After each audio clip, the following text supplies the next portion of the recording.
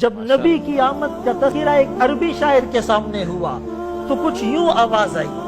لِكُلِّ نَبِيٍّ فِي الْأَنَامِ فَضِيلَةٌ وَجُمْلَتُهَا مَجْمُوعَةٌ لِمُحَمَّدٍ۔ ہر نبی کو فضیلت ملی، مقام ملا، مرتبہ ملا، حیثیت ملی، بلندی ملی، وقار ملا، خوشحالی ملی، کامیابی ملی۔ سارے انبیاء کے فضائل کو، محاسن کو، محامد کو، خوبیوں کو، انعامات کو، عنایات کو، نوازشات کو جس گلدستے میں جمع کر دو، اس گلدستے کا نام ہے آمنہ کا لال، عبداللہ کا نور نظر، مکہ کا در یتیم، سرور کائنات، شافع محشر، وجہ کائنات، افضل الرسل، سید الانبیاء، سید الاتقیاء، امام المجاہدین، امام المبلغین، والا آلی کمالی جمالی نوالی عطائی ثنائی بیانی شانی قرآنی محمد، منور مطہر معزز اعلیٰ عرفہ اکمل اور کامل نبی، وہ نبی اللہ اکبر کبیرہ جس نبی میں آدم کا خلق، شیس کی معرفت، نوح کا جوش تبلیغ، ابراہیم کا ولولہ توحید، اسماعیل کا ایثار، اسحاق کی رضا، صالح کی فصاحت، لوط کی حکمت، موسیٰ کا جلال، ہارون کا جمال، یعقوب کی تسلیم و رضا، داؤد کی آواز، ایوب کا صبر، یونس کی اطاعت، یوشع کا جہاد، دانیال کی محبت، الیاس کا وقار، یوسف کا حسن، یحییٰ کی پاکی، عیسیٰ کا زہد و تقوی، سلیمان کی سیاحت، ورفعنا لک ذکرک، جہاں کے سارے کمالات تجھ میں ہیں، تیرے کمال کسی میں نہیں پردو چاہتا۔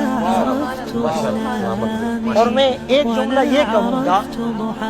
کہ ہم رسول اللہ صلی اللہ علیہ وسلم کی شان میں مدح کرتے ہیں، اشعار پڑھتے ہیں، اس سے رسول اللہ صلی اللہ علیہ وسلم کی تعریف میں اضافہ تو ہوتا ہے لیکن وہ پہلے سے ہو چکا ہے۔ وہ تو فرمایا ہر آنے والے لمحے میں آپ کا مقام بڑھتا ہی رہے گا، آپ کا مرتبہ بڑھتا ہی رہے گا، ورفعنا لک ذکرک۔ لیکن ہم یہ اس لیے بیان کرتے ہیں کہ ہماری بات میں وزن آ جائے، ما ان مدحت محمدا بمقالتی ولکن مدحت مقالتی بمحمد۔ ہزار بار بشویم دہن از مشک و گلاب، ہنوز نام تو گفتن کمال بے ادبیس۔ میں ہزار دفعہ اپنے منہ کو مشک و عنبر سے دھو ڈالوں پھر بھی آقا کا نام لینا بے ادبی نظر آتا ہے۔ انور شاہ کشمیری رحمت اللہ علیہ کے بارے میں کتابوں میں لکھا ہے، پوری زندگی آقا کا نام بغیر وضو کے نہیں، آقا کا نام بغیر وضو کے نہیں۔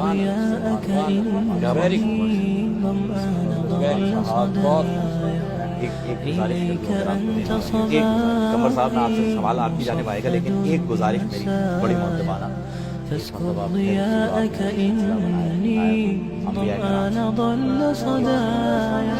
لم أدر من أين اللہ آپ کی اس محبت کو، جميل ہمارے اس درد دل کو ہماری نجات والشط آقا پہ اپنی جان